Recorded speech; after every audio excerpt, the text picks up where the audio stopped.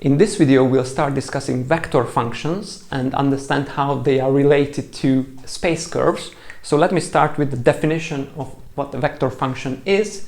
So as the name suggests, it's a function which takes real numbers as input and gives ordered triples of real numbers as output.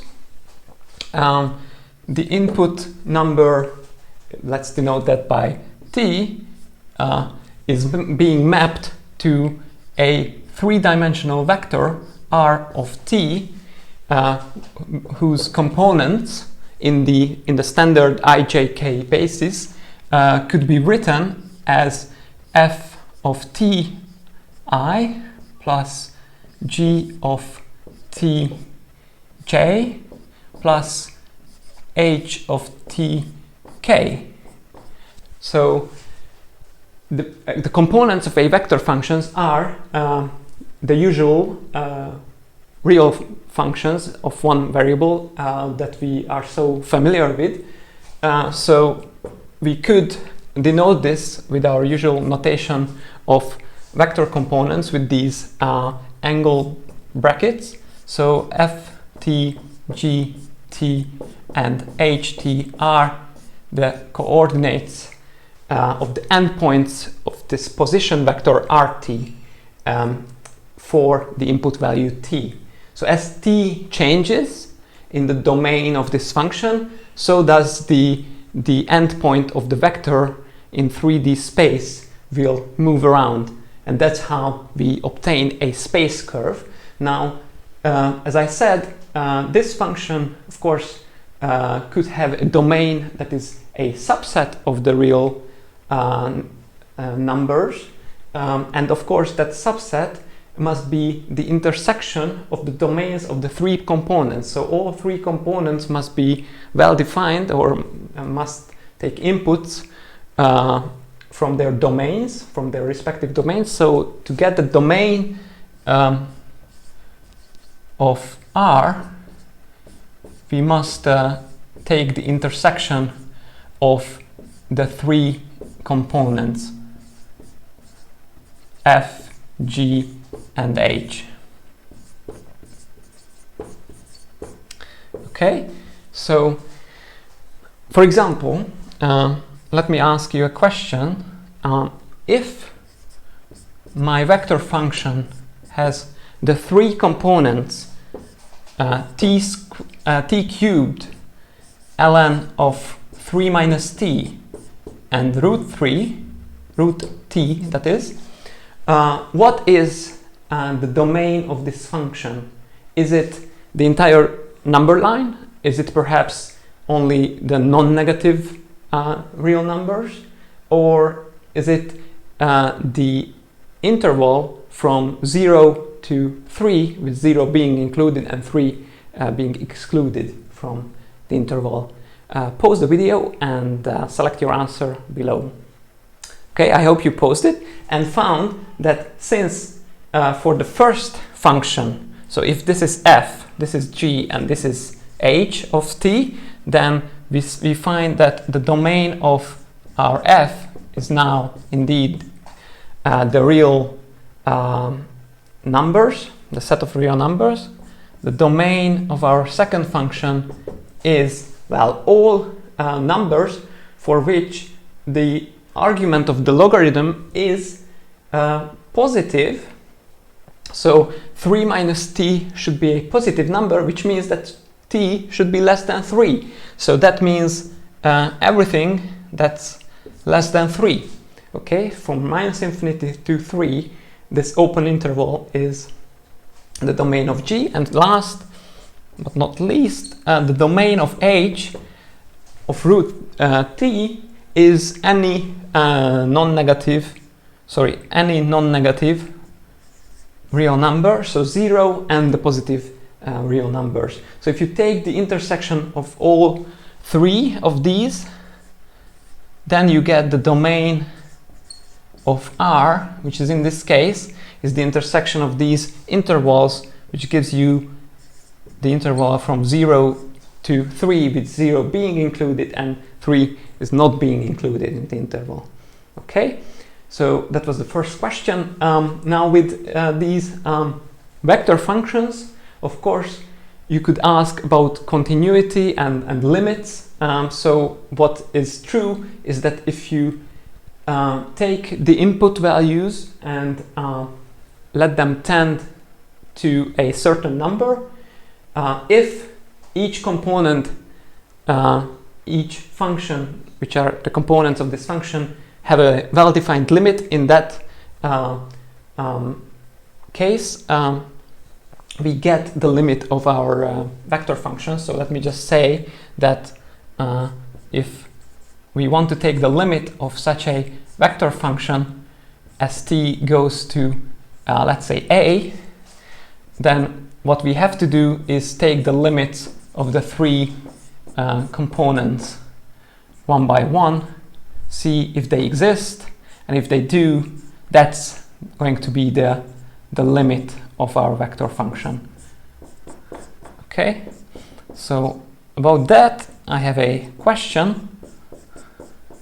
So that's question 2, is what's the limit of the following space curve as t goes to 0? So I'm going to give you the components right away. So the components are 1 plus t cubed, t times e to the minus t, and the sine of t over t. So pause the video and input your answers below. Okay, so I hope you paused it. Now if I take the limit of each component, you will notice that the first component converges to 1, as this second term converges to 0. The second component will converge to 0 over 1, so that's 0, because e to the minus t is 1 over e to the t. And the third component is a famous limit. When t goes to 0, the sine of t over t goes to 1. So that's the limiting point for this vector function. Okay, I hope that was clear. Now, about the connection to space curves, let me just point out again, as t changes, this vector, this position vector, its endpoint is tracing out a curve in space. So that's how we get from vector functions to space curves. And so let me talk about that for a minute and try to illustrate that. So as I mentioned,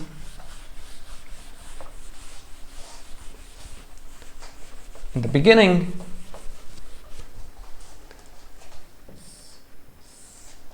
this RT can be considered as the endpoint of a position vector. And if we do that, so let's say that this is the endpoint of RT. So this is RT for a certain value of t, and as t changes, this point will move in space and maybe trace out some curve like this, go around the z-axis, come back down, pass behind the y-axis, in front of the z-axis, and so on. So you can imagine a curve in space being traced out by the endpoint of this position vector. So different values of t will give you different position vectors. Okay, so that's the connection with space curves. Of course, the important distinction is that while space curves are just a collection of points in space, with the vector function we have a certain input value which tells us in which order we trace these points out. So there is a well-defined way of going around this curve or along this curve, whereas the space curve in itself is just a a geometric object, basically, without any way of telling if this point comes first or this one comes first, and without being able to say how fast we are going along this curve. So that's the distinction. And the space curve is a static object, while a vector function is more like a dynamic object, which tells us how we go along this curve. Okay, so with that, let me just ask a question. Question 3 is to give me the components of the space curve, the components of a line that connects the point 1, 3 and -2 and Q with coordinates 2, -1 and 3. So what I'm asking for is give me the vector function which describes the line segment, okay, connecting P to Q. Okay, so that at R of 0 we are in the point P, and then R of 1 will give us the point Q. Alright, so pause the video and then put your answer below. Okay, I hope you paused it. So what we want is R of 0 be basically the vector 1, 3 and -2, and R of 1 be the vector 2, -1 and 3. And we want a line segment, so a linear function in each component of this vector function should appear. And the first thing you may think about, and the easiest way to do that, is basically just, well, if you call these vectors R0 and R1, is just saying that, okay, when t is equal to 0, 1 minus t is 1, so that's multiplying R0, and when t is equal to 1, well, this is 0, but t is going to be 1 at t equals 1, so that should multiply R1. And with this linear combination of two vectors, we are getting a line segment as t goes from 0 to 1. So if you do compute the components of this linear combination of vectors, what you will find is that this is 1 plus t, then so 1 minus t times 1 and t times 2, and then 1 minus t times 3, that's giving you 3 minus 3t minus a t minus 4t, that is. And then for the last component you have to multiply this by -2 and t by 3. So what we are getting is -2 plus 5t. So I hope that was clear. Now for the last point is going, so this was going from a space curve to a parametrization, so giving a vector function. We can obtain space curve by intersecting surfaces. So for example, and this is my last question, imagine having the cylinder whose equation is x squared plus y squared equals 1. We've seen this before. So this is the cylinder which is obtained by lifting or lowering the unit circle up and down the z-axis, and let's intersect that by a plane whose equation is y plus z equals 2. So we are going to get a some sort of curve of intersection. Well, you probably can guess what kind of curve that is when you're cutting a cylinder by a skew plane, a tilted plane, that is. So my question is, what is the space curve? How would you parameterize that space curve that is the intersection of the two? So pause the video and input your answer below. Okay, I hope you paused it. So first, let's start with this the equation of this unit circle. Well, that can be parameterized with the help of the trigonometric functions, the cosine and the sine, because this equation, x squared plus y squared equals 1, will be satisfied by this choice of components. So if x of t is the cosine of t, and if y of t is the sine of t, as t goes from 0 to 2 pi, we are running along the unit circle in the positive direction. And indeed, the squared sum of these two functions for any value of t is giving you 1. That's a famous trigonometric identity. And now that we know what y of t should be, we can use the second equation to express